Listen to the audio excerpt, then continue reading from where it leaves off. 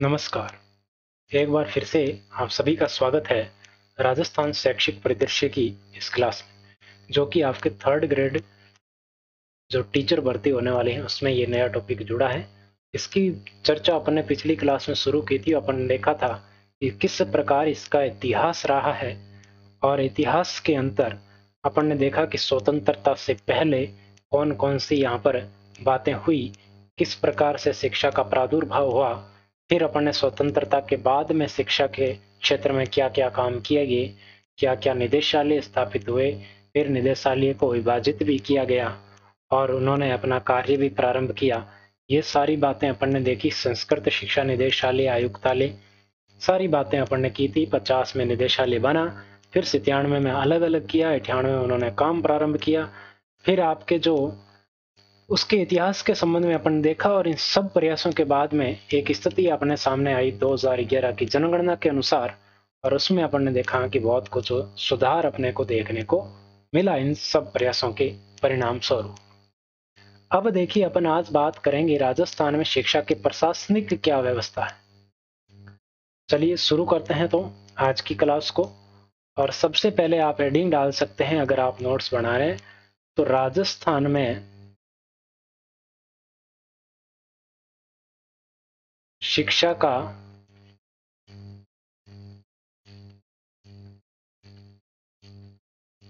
प्रशासनिक व संगठनात्मक रूप क्या है, या अपन ऐसे भी कह सकते हैं कि इसका प्रशासनिक ढांचा कैसा है, संगठन किस प्रकार का है शिक्षा का। तो ये अपन आज देखने वाले क्लास में। तो देखिए, सबसे पहले अगर अपन बात करें तो राजस्थान में शिक्षा को दो भागों में बांट दिया गया है। कौन कौन सी शिक्षा? एक तो आपके आती है स्कूल स्तर की शिक्षा, स्कूल स्तर की, और या फिर अपन कह सकते हैं संस्कृत शिक्षा। ये एक ही भाग में रखी गई है। एक पार्ट तो ये हो गया। दूसरा पार्ट इसका है उच्च शिक्षा, उच्च शिक्षा और तकनीकी शिक्षा। एक पार्ट ये हो गया। तो दो पार्ट में डिवाइड कर दिया, एक स्कूल शिक्षा या संस्कृत शिक्षा, और दूसरा आपके पोर्शन हो गया उच्च शिक्षा और तकनीकी शिक्षा का। अब देखिए, इसमें अगर बात करते हैं तो स्कूली शिक्षा के लिए आपके एक मंत्रिमंडल में एक कैबिनेट मंत्री होता है, या फिर अपन कह सकते हैं कि राज्य मंत्री होता है। फिर स्वतंत्र प्रभार वाला मंत्री भी हो सकता है उनके स्थान पर। तो इसी प्रकार आपके उच्च और तकनीकी शिक्षा में होता है, मंत्री होता है उसमें भी। मंत्रिमंडल और सचिवालय के द्वारा राज्य स्तर की नीतियों का निर्धारण किया जाता है, फिर उसका क्रियान्वयन करवाया जाता है। क्रियान्वयन कौन करते हैं? जो पढ़ लिख कर अफसर बनते हैं, ऑफिसर्स जो होते हैं, अधिकारी होते हैं, कर्मचारी होते हैं, वो उसको क्रियान्वित करते हैं।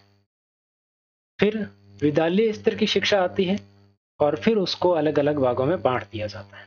तो देखिए, मैं यहाँ पर कुछ बेसिक बातें आपको बताता हूँ कि मंत्रिमंडल या सचिवालय स्तर पर, मंत्रिमंडल या सचिवालय स्तर पर अगर बात करें तो यहाँ पर क्या किया जाता है? नीति निर्माण किया जाता है, नीतियों का निर्धारण किया जाता है। क्या कहा जाता है? शिक्षा नीति का निर्माण किया जाता है, या शिक्षा की जो नीतियां हैं उनका निर्धारण किया जाता है। और विस्तार से आगे बात करेंगे, अभी बेसिक बातें देखिएगा। और इन नीतियों का क्रियान्वयन है वो कौन करता है? तो इन नीतियों का क्रियान्वयन करते हैं अधिकारी, या फिर कौन करते हैं? अधिकारियों के अंडर में जो कर्मचारी होते हैं वो कर्मचारी इनका क्रियान्वयन करते हैं। अब अपन देखा कि राजस्थान में शिक्षा को दो भागों में कैसे बांटा गया, उच्च शिक्षा और विद्यालय शिक्षा। अब आगे बढ़ते हैं, विद्यालय शिक्षा की बात करते हैं। राजस्थान में फिर इनकी संस्थाएं आएंगी, संस्थाओं की बात करेंगे। राजस्थान में विद्यालय शिक्षा। अब विद्यालय शिक्षा को तीन भागों में बांट दिया गया। कौन कौन सी? तो एक भाग इसका हो गया प्रारंभिक शिक्षा। कौन सी शिक्षा हो गई? प्रारंभिक शिक्षा। और इसके साथ जोड़ दी पुस्तकालय। पुस्तकालय का जो मैनेजमेंट है वो जोड़ दिया प्रारंभिक शिक्षा के साथ। दूसरा इसका भाग आ गया माध्यमिक शिक्षा। इनमें भी अलग अलग होता है ना, प्रारंभिक शिक्षा निदेशालय के पास है, माध्यमिक शिक्षा का अलग बोर्ड है, संस्कृत शिक्षा का अलग निदेशालय है। तो इस प्रकार इनको 3 भागों में बांट दिया गया है। कौन कौन सी? एक संस्कृत शिक्षा हो गई, एक माध्यमिक शिक्षा हो गई और एक प्रारंभिक शिक्षा हो गई। अब देखो 3 भाग हो गए। तो सबसे पहले अपन बात करते हैं प्रारंभिक शिक्षा की। प्रारंभिक शिक्षा के बारे में क्या क्या राजस्थान का है और क्या आपको ध्यान में रखना है। तो सबसे पहले प्रारंभिक शिक्षा। प्रारंभिक शिक्षा के लिए क्या है? प्रारंभिक शिक्षा विभाग है। तो सबसे पहले अपन बात करेंगे प्रारंभिक शिक्षा विभाग के बारे में। विभाग के बारे में क्या ध्यान में रखना है कि प्रारंभिक शिक्षा के अंतर्गत सबसे पहले आता है निदेशालय। कौन आता है? निदेशालय। और ये निदेशालय कहां पर है? निदेशालय कौन सा? प्रारंभिक शिक्षा का निदेशालय, प्रारंभिक शिक्षा। और ये निदेशालय आपके कहां पर स्थित है? बीकानेर में स्थित है। कहां पर है? बीकानेर में। कार्य कब प्रारंभ किया इसने? तो अपन बात कर चुके हैं कार्य प्रारंभ। तो कार्य प्रारंभ इसने कर दिया था 1 जनवरी से, 1 जनवरी 1998 से ये कार्यरत है। माध्यमिक शिक्षा निदेशालय और प्रारंभिक शिक्षा निदेशालय दोनों 1 जनवरी 1998 से कार्यरत है। अब इसके नियंत्रण में कौन कौन है, इसके अधीन कौन कौन सी संस्थाएं, कमेटियां जो भी है वो काम करती है निदेशालय के अंतर्गत। प्रारंभिक शिक्षा के जो विभाग है उसके अंदर ये आता है। तो देखिए इसमें कौन कौन आता है उसकी बात करते हैं। तो इसके अंडर में आता है, एक तो शिक्षा परिषद आता है। शिक्षा परिषद, ये नाम आपको ध्यान में ही रखना है बस, और कुछ नहीं। शिक्षा परिषद की बात करें तो एक उसके बाद में आता है साक्षरता एवं सतत शिक्षा अभियान। सतत शिक्षा अभियान, ठीक है। एक आता है पाठ्य पुस्तक मंडल। राजस्थान पाठ्य पुस्तक मंडल, ये भी इस प्रारंभिक शिक्षा के अंतर्गत आता है। और एक आता है आपके राजस्थान राज्य शैक्षिक प्रशिक्षण और अनुसंधान परिषद। प्रशिक्षण परिषद जो उदयपुर में है। इसके अलावा इसके अंडर में है पंजीयक शिक्षा विभाग, ये परीक्षाओं वाला जो प्री डीएलएड, जो प्री बीएसटीसी वाली परीक्षा होती है ये परीक्षा करवाता है। और बीएसटीसी की जो एनुअल एग्जाम होती है वो करवाता है। तो शिक्षा विभागीय परीक्षाएं, पंजीयक, ये इसके अंडर में आता है निदेशालय प्रारंभिक शिक्षा के अंतर्गत। और आपके इसमें शिक्षाकर्मी बोर्ड आता है। कौन आता है? शिक्षाकर्मी बोर्ड इसमें आता है। और प्राथमिक और उच्च प्राथमिक विद्यालय आते हैं। उच्च प्राथमिक व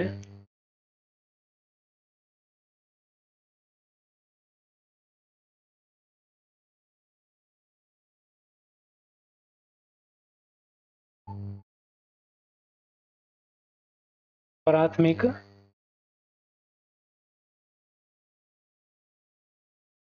प्राथमिक और उच्च प्राथमिक विद्यालय आ गया इसके अंतर्गत। अब ये सब किसके अंडर में है? प्रारंभिक शिक्षा विभाग के अंडर में। ठीक है, ये बात आपको ध्यान में रखनी। जितने भी संस्थाएं मैंने बताई है या अभियान है, जो भी योजनाएं हैं, ये प्रारंभिक शिक्षा के द्वारा, अभियान जो विभाग है उसके द्वारा आयोजित होते हैं, उसके अंडर में।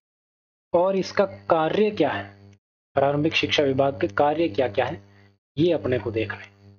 तो कार्यों के साथ में बात करें तो ये आपके, जैसे शुरुआत में अपने बात की नीति निर्धारण, तो प्रारंभिक शिक्षा है तो उसकी नीति का निर्धारण और क्रियान्वयन करना, प्रारंभिक शिक्षा का प्रबंधन करना, प्रशासन करना, शिक्षा का विस्तार करना, साक्षरता को बढ़ावा देना और शैक्षिक गतिविधियों का आयोजन करना और आर्थिक नियोजन करना, ये सारी बातें किसके अंदर आएगी?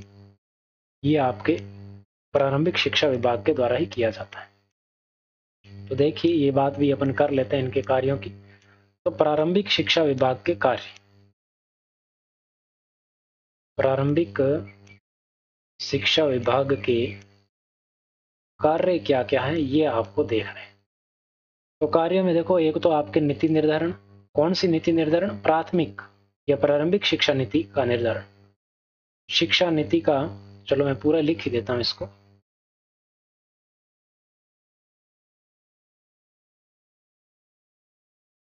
प्रारंभिक शिक्षा नीति का निर्धारण व क्रियान्वयन। ठीक है। दूसरा आपको ध्यान में रखना है, ये क्या करवाता है? प्रारंभिक शिक्षा का मैनेजमेंट, जो प्रबंधन है वह प्रशासन। मैनेजमेंट कौन करता है? प्रारंभिक शिक्षा विभाग करता है। प्रशासन और प्रारंभिक शिक्षा का विस्तार, प्रारंभिक शिक्षा का प्रचार प्रसार है, विस्तार है, वो भी कौन करता है? प्रारंभिक शिक्षा विभाग करता है। इसके अलावा आपको क्या ध्यान में रखना है? आपको ध्यान में रखना है कि प्रारंभिक शिक्षा के लिए जो आर्थिक गतिविधियां हैं, प्रारंभिक शिक्षा के लिए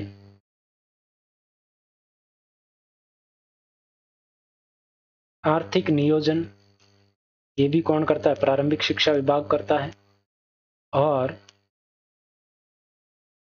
जो आपके शैक्षिक गतिविधियां हो गई, प्रारंभिक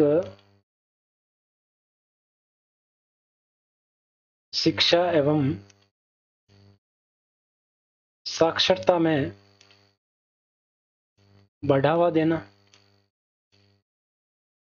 तो ये सारे काम कौन करता है? प्रारंभिक शिक्षा विभाग करता है। अब देखिए, अपन ने शुरुआत में बात की थी कि आपके इनके लिए एक मंत्री भी होता है, और वो मंत्री क्या करता है, क्या उसके काम होते हैं और उसकी सहायता कौन करता है, तो ये सारी बातें अपने को जाननी है। तो ये प्रारंभिक शिक्षा विभाग अपन ने देखा, इसके अंडर में पहले तो शिक्षा निदेशालय, और निदेशालय के माध्यम से जो जो संस्थाएं चलती हैं, जो काम करते हैं प्रारंभिक शिक्षा के अंडर में, वो मैंने आपको सारी बताई। अब अपन यहाँ पर देखेंगे किसको? अपन मंत्री जी की बात करते हैं। मंत्री जी यहाँ पर क्या करते हैं? शिक्षा मंत्री का क्या काम है? शिक्षा मंत्री, कौन सा शिक्षा मंत्री? राजस्थान सरकार का। राजस्थान सरकार का वर्तमान में शिक्षा मंत्री है कौन? बीडी कल्ला। तो बीडी कल्ला जी क्या करते हैं? बीडी कल्ला जी आपके स्कूल शिक्षा के राजनीतिक प्रमुख होते हैं। स्कूल शिक्षा विभाग है, उसके क्या होते हैं? राजनीतिक प्रमुख। राजनीतिक प्रमुख कौन होता है? राजनीतिक प्रमुख होता है शिक्षा मंत्री। अगर आपसे एग्जाम में पूछ लिया जाए कि स्कूल शिक्षा विभाग का राजनीतिक प्रमुख कौन होता है, तो वो शिक्षा मंत्री होता है। शिक्षा मंत्री काम क्या करता है? तो राज्य में शिक्षा नीति तैयार करता है, शिक्षा नीति तैयार करवाता है, और क्या करता है? प्लस उसको क्रियान्वित करता है।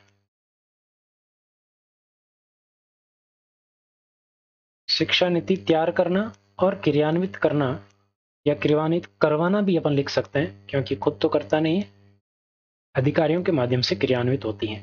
और शिक्षा नीति तैयार और क्रियान्वित करवाना, ये काम किसका है? शिक्षा मंत्री का है।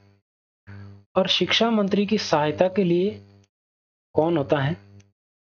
सहायता के लिए शिक्षा राज्य मंत्री होता है। कौन होता है? शिक्षा राज्य मंत्री, या आपके हो सकता है उप शिक्षा मंत्री। उप शिक्षा मंत्री, ये आपके शिक्षा मंत्री की सहायता के लिए बनाए जाते हैं। ठीक है। अब देखिए, ये तो अपन ने बात की शिक्षा विभाग के राजनीतिक प्रमुख की। कौन होता है? शिक्षा। और शिक्षा विभाग का प्रशासनिक प्रमुख कौन होता है? तो वो होता है शासन सचिव। तो उसकी भी बात कर लेते हैं। आगे बढ़ते हैं, बात करते हैं शासन सचिव की। प्रमुख शासन सचिव, अपन पूरा एक चार्ट देखेंगे, बाद में चार्ट बनाएंगे ऊपर से लेकर नीचे तक कौन कौन से उसमें आते हैं। शिक्षा मंत्रालय से लेके एकदम निचले स्तर तक देखेंगे, स्कूलों तक का एक चार्ट बनाएंगे पूरा, जिसमें आपको पूरी चीज एकदम दोबारा रिवाइज और क्लियर भी हो जाएगी। अब प्रमुख शासन सचिव क्या करता है? तो सबसे पहले तो आपको पता होना चाहिए कि स्कूल शिक्षा विभाग का प्रशासनिक प्रमुख होता है। वो राजनीतिक प्रमुख था और ये प्रशासनिक प्रमुख होता है कौन? प्रमुख शासन सचिव। राजनीतिक प्रमुख होता है मंत्री, ध्यान रखना। और ये आपके आईएएस कैडर का होता है। आईएएस रैंक, आईएएस मतलब Indian administrative services, Akhil Bharatiya प्रशासनिक सेवा कैडर का अधिकारी होता है। रैंक का वरिष्ठ अधिकारी होता है। वरिष्ठ अधिकारी होता है। और ये काम क्या करता है? तो ये आपके मंत्री जी की सहायता करता है। ये क्या करता है? ये शिक्षा मंत्री को नीति निर्माण में परामर्श देता है। नीति निर्माण में परामर्श देता है। शिक्षा मंत्री को क्या देता है? सलाह देता है। शिक्षा मंत्री का एक सलाहकार के रूप में काम करता है। तो ये बात आपको समझ में आई। अब ये इस पर एक जिम्मेदारी और होती है, इस पर जिम्मेदारी होती है जो ये नीति का निर्माण होगा मंत्री जी करेंगे, इसकी शिक्षा मंत्री जो प्रमुख शासन सचिव की सलाह से करेंगे। अब उसकी क्रियान्विति के लिए जिम्मेदारी किसको सौंपी जाएगी? प्रमुख शासन सचिव को सौंपी जाएगी। प्रमुख शासन सचिव क्या करेगा? ये आपके संयुक्त शासन सचिव और प्रारंभिक शिक्षा अधिकारी हैं, अन्य शिक्षा अधिकारी हैं, और सरकार इनके द्वारा सभी को मिलाकर क्या कहेगा कि आपके सरकार ने ये नीति बनाई है और इस नीति को अपने को धरातल पर लेके जाना है। तो शिक्षा नीति के क्रियान्वयन के लिए ये किस किस के माध्यम से करवाता है? तो यह है यानी कि प्रमुख शासन सचिव। तो प्रमुख शासन सचिव क्या करता है? शासन उप सचिव, संयुक्त शासन सचिव, ये सब स्कूल विभाग के हैं, ठीक है, ये प्रारंभिक विभाग के हैं। और अन्य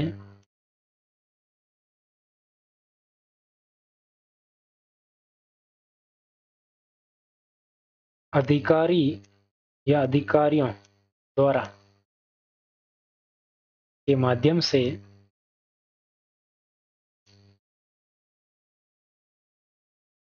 नीतियों का क्रियान्वयन करवाता है या कराता है या करता है, एक ही बात। तो ये बात आपको समझ में आनी चाहिए कि जो प्रमुख शासन सचिव होता है ये शिक्षा मंत्री को सलाह देता है नीति निर्माण में, और ये प्रशासनिक मुखिया होता है, प्रमुख होता है। करता क्या है? ये उपशासन, जो उप शासन सचिव है और संयुक्त सचिव है, इन सभी को मिलाकर के सरकार की नीतियों का क्रियान्वयन करवाता है इन सभी के माध्यम से। तो प्रारंभिक शिक्षा के अंतर्गत यह आपको ध्यान में रखना है कि अन्य सभी अधिकारियों और अपने अंडर में आने वाले सभी अधिकारी, जैसे शासन उप सचिव हो गया, संयुक्त शासन सचिव हो गया प्रारंभिक शिक्षा का, अन्य प्रारंभिक शिक्षा के अधिकारी हो गए, उन सभी को कहता है कि आपको ये सरकार ने नीति बनाई है, इनको इसको क्या करना है? क्रियान्वित करना है, यानी कि धरातल पर आपको लागू करना है। अब देखिए, ये तो बात हुई आपके प्रमुख शासन सचिव की। अगली बात आपको क्या ध्यान में रखनी है कि प्रारंभिक शिक्षा का राज्य स्तरीय जो मुखिया होता है, वो कौन होता है? प्रशासनिक और राजनीतिक मुखिया आपने देख लिया। प्रारंभिक शिक्षा विभाग का मुखिया कौन होता है राज्य स्तर पर? तो वो होता है निदेशक। प्रारंभिक शिक्षा विभाग अभी अपन ने देखा। ये वैसे निदेशक ये अपन पढ़ रहे हैं शिक्षा मंत्री, प्रमुख शासन सचिव, ये प्रारंभिक शिक्षा विभाग के ही अंग है। ये सब प्रारंभिक शिक्षा विभाग के ही अंतर्गत आते हैं। तो आपको ध्यान में रखना है कि प्रारंभिक शिक्षा विभाग का राज्य स्तरीय प्रमुख कौन होता है? अपन ने देखा राजनीतिक और प्रशासनिक प्रमुख। विभाग का स्वयं का राज्य स्तरीय प्रमुख कौन होता है? तो वो होता है निदेशक, या फिर अपन कह सकते हैं आयुक्त। निदेशक नहीं है तो वहां पर आयुक्त भी हो सकता है। कौन सा आयुक्त? प्रारंभिक शिक्षा का।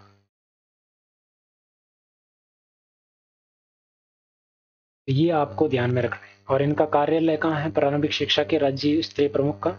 इसका कार्यालय है बीकानेर में। शिक्षा निदेशालय बीकानेर, प्रारंभिक शिक्षा निदेशालय बीकानेर। ठीक है, तो ये बात भी आपको ध्यान में रखनी। अगर आपको शिक्षा विभाग का, प्रारंभिक शिक्षा विभाग का राजनीतिक प्रमुख पूछे तो शिक्षा मंत्री, प्रशासनिक प्रमुख पूछे तो वो आपके हो जाएगा कौन? प्रमुख शासन सचिव। और अगर आपसे पूछे कि प्रारंभिक शिक्षा विभाग का राज्य स्तरीय प्रमुख कौन है, तो वो स्वयं का होगा निदेशक। अब जिला स्तर पर कौन होता है? तो जिला स्तर पर होता है जिला शिक्षा अधिकारी। जिला स्तर पर कौन होता है? जिला शिक्षा अधिकारी।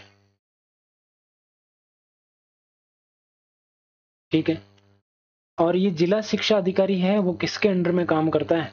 ये मुख्य जिला शिक्षा अधिकारी के अंडर में काम करता है।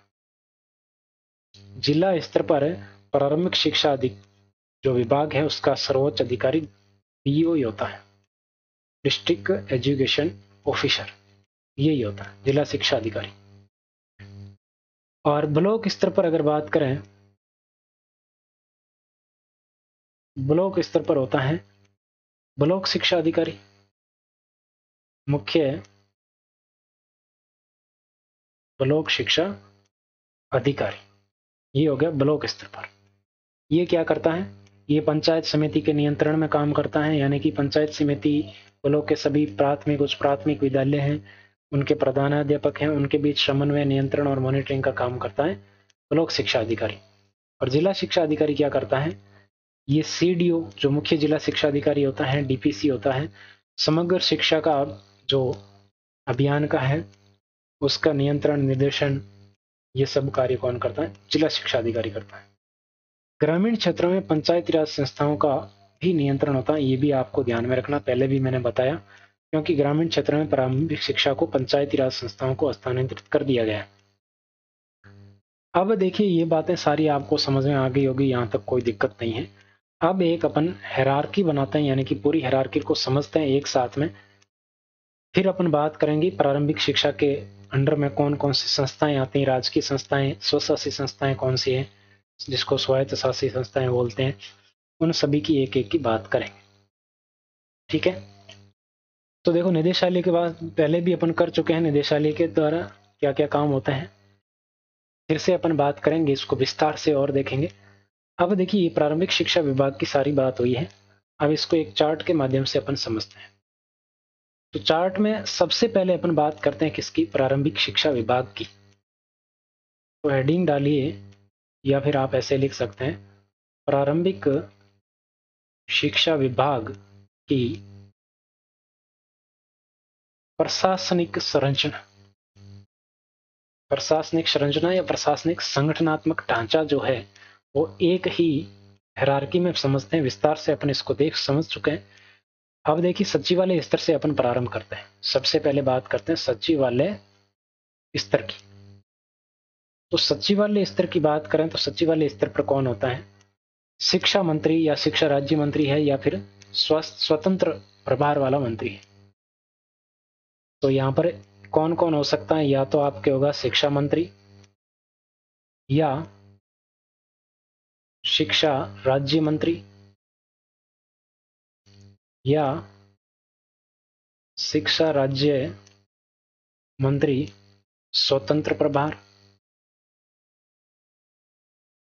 इनमें से कोई होगा सचिवालय स्तर पर। फिर इसके अंडर में कौन होगा, तो इसके अंडर में होगा प्रमुख शासन सचिव। कौन होगा, प्रमुख शासन सचिव, जिसकी अभी अपन बात करके आए हैं, जो प्रशासनिक मुखिया होता है। अभी प्रमुख शासन सचिव कौन सा, स्कूल शिक्षा का,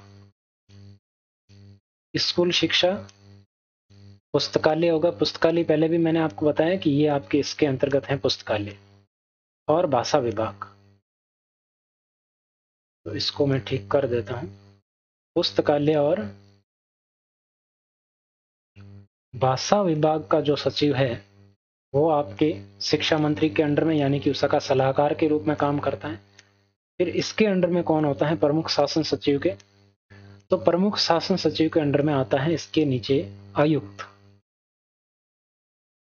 आयुक्त, आयुक्त कौन सा, स्कूल शिक्षा परिषद का, राजस्थान स्कूल शिक्षा परिषद का आयुक्त, और प्लस में विशिष्ट शासन सचिव।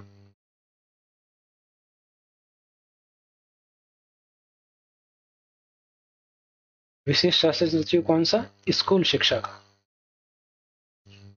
ये बात समझ में आई, शिक्षा मंत्री, उसके बाद में प्रमुख शासन सचिव, और उसके बाद में आयुक्त। अब देखिए इसके नीचे कौन होता है, इसकी बात करते हैं। तो आयुक्त के अंडर में होता है उप शासन सचिव। कौन होता है, उप शासन सचिव। उप शासन सचिव कौन सा, प्रारंभिक शिक्षा का, ये भी प्रारंभिक शिक्षा वाला उप शासन सचिव। और इसके साथ में और कौन होता है, उप शासन सचिव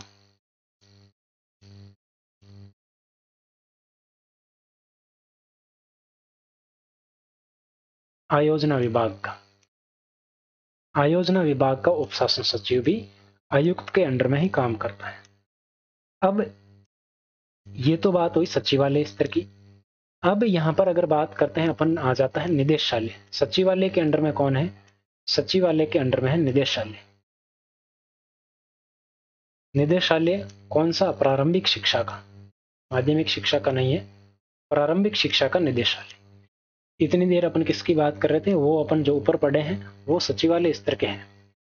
अब निदेशालय स्तर की बात करते हैं, तो निदेशालय स्तर में सबसे पहले आता है निदेशक। निदेशालय स्तर में सबसे पहले कौन आता है, निदेशक आता है। तो अब बात करते हैं निदेशक की। निदेशक या फिर आयुक्त हो सकता है।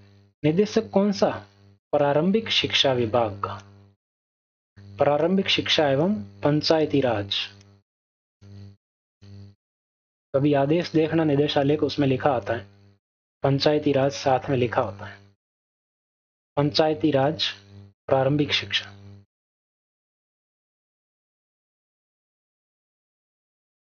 निदेशक ये बीकानेर में है इसका कार्यालय, इसको आपको ध्यान में रखना है।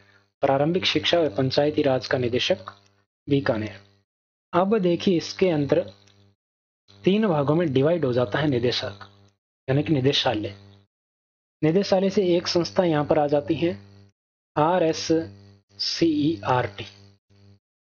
जिसको पहले SIERT भी कहते हैं। तो RSCERT एक इसके अंडर में आता है संयुक्त निदेशक, और संयुक्त निदेशक ये कहां पर होता है, ये संभागीय स्तर पर होता है, ठीक है। और एक इसके अंतर्गत आ जाती है डाइट्स। डाइट्स जो DLED वगैरह की परीक्षाएं करवाती हैं, और ये भी किससे संबंधित है, प्रारंभिक शिक्षा। प्रारंभिक मतलब 1ली से 8वीं तक की, उच्च प्राथमिक तक की।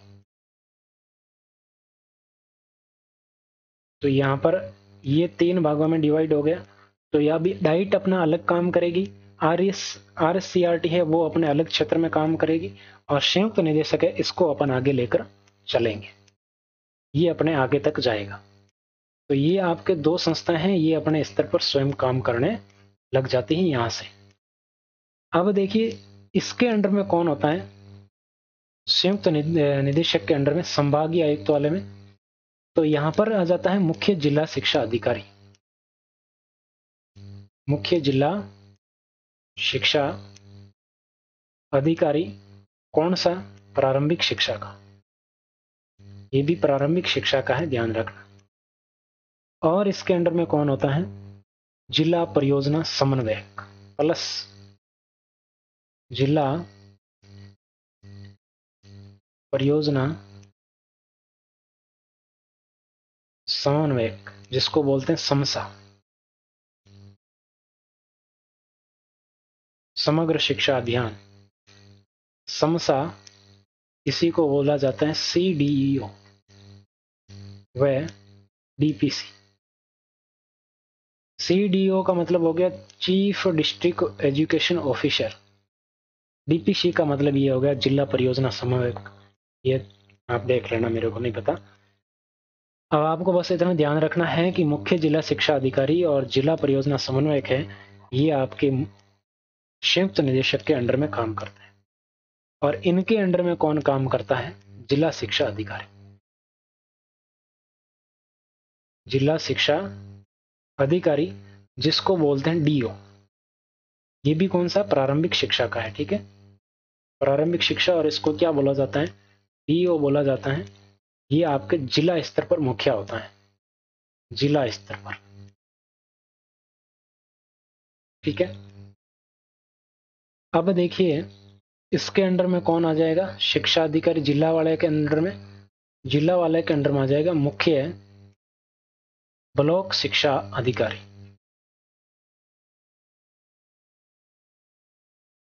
ये भी आपके किससे संबंधित होगा? प्रारंभिक शिक्षा से संबंधित होगा। और इसके अंडर में कौन आ जाएगा? आगे बढ़ते हैं अपन। इसके अंडर में आ जाएगा पंचायत प्रारंभिक शिक्षा अधिकारी। पंचायत प्रारंभिक शिक्षा अधिकारी। अब ये कौन होता है? ये होता है उच्च माध्यमिक विद्यालय का प्रधानाचार्य, जिसको PO भी कहा जाता है। पंचायत प्रारंभिक, पंचायत एलिमेंट्री एजुकेशन ऑफिसर, ठीक है। और इसके अंडर में आते हैं प्राथमिक और उच्च प्राथमिक विद्यालयों के प्रधान, ना अध्यापक कह सकते हैं उनको, हेडमास्टर जिसको कहते हैं। प्राथमिक व उच्च प्राथमिक विद्यालयों के प्रधानाध्यापक। तो ये एकदम निचले स्तर पर अपन पहुंच चुके हैं। तो ये हायरार्की है इसकी। सबसे पहले सचिवालय स्तर की अपन ने बात की, मैं एक बार इसको रिपीट कर देता हूं। सचिवालय स्तर पर होता है शिक्षा मंत्री या फिर राज्य मंत्री, शिक्षा राज्य मंत्री या फिर स्वतंत्र प्रभार वाला मंत्री। उसके अंडर में होता है प्रमुख शासन सचिव। प्रमुख शासन सचिव कौन सा है? सब प्रारंभिक शिक्षा विभाग की अपन बात कर रहे हैं। प्रमुख शासन सचिव के अंडर में आता है आयुक्त, जो कौन सा होगा? स्कूल शिक्षा परिषद का होगा। और विशिष्ट शासन सचिव, उनके अंडर में आते हैं उप शासन सचिव और आयोजना वाला उप शासन सचिव। फिर ये तो सचिवालय स्तर की बात हुई, प्रमुख और उसके बाद में आयुक्त और विशिष्ट, फिर आगे उप शासन सचिव। 3 स्तर वहां के, और एक स्तर शिक्षा मंत्री को मिलाएं तो 4 स्तर हो गए। फिर आता है निदेशालय, जो राज्य स्तर पर काम करता है। तो निदेशालय की अगर बात करें तो निदेशालय का जो निदेशक होता है राज्य स्तर पर प्रमुख होता है प्रारंभिक शिक्षा विभाग का। निदेशालय में सबसे पहले कौन आएगा? निदेशक आएगा। और निदेशक के अंडर में 3 चीजें होती है, एक RSCERT, उसकी भी बात अपन आगे करेंगे। और उसके अलावा संयुक्त निदेशक होता है, और एक होता है डाइट्स, तो ये भी इसके अंडर में काम करती है। डाइट अपना अलग काम करती है, RSCERT अलग क्षेत्र में, मतलब शिक्षा के क्षेत्र में काम करती है, अलग अलग काम करती है स्वतंत्र रूप से। फिर संयुक्त निदेशक होता है जो संभागीय स्तर का होता है, उसके अंडर में आता है मुख्य जिला शिक्षा अधिकारी। अब मुख्य जिला शिक्षा अधिकारी के अंडर में कौन आता है? जिला शिक्षा अधिकारी, जो जिला स्तर का प्रमुख होता है। और जिला शिक्षा के अधिकारी के अंडर में आता है ब्लॉक शिक्षा अधिकारी, जिसको मुख्य ब्लॉक शिक्षा अधिकारी कहा जाता है, CBO, जिसको CBO भी कहा जाता है, चीफ ब्लॉक एजुकेशन ऑफिसर। उसके अंडर में आता है PO, यानी कि पंचायत प्रारंभिक शिक्षा अधिकारी, प्राइमरी, इसको पंचायत एलिमेंट्री एजुकेशन ऑफिसर, उसके अंडर में आते हैं प्राइमरी और अपर प्राइमरी स्कूल के जो हेडमास्टर होते हैं। तो ये सारी बातें आपको समझ में आ गई होगी। आज की क्लास में बस इतना ही, बाकी की बातें करेंगे नेक्स्ट क्लास में। क्लास अच्छी लगी तो लाइक करें, चैनल पर पहली बार आ रहे हैं सब्सक्राइब अवश्य करें, आगे भी आपको क्लास रेगुलर मिलती रहेगी। Thank you so much, class में जुड़ने के लिए बहुत बहुत धन्यवाद।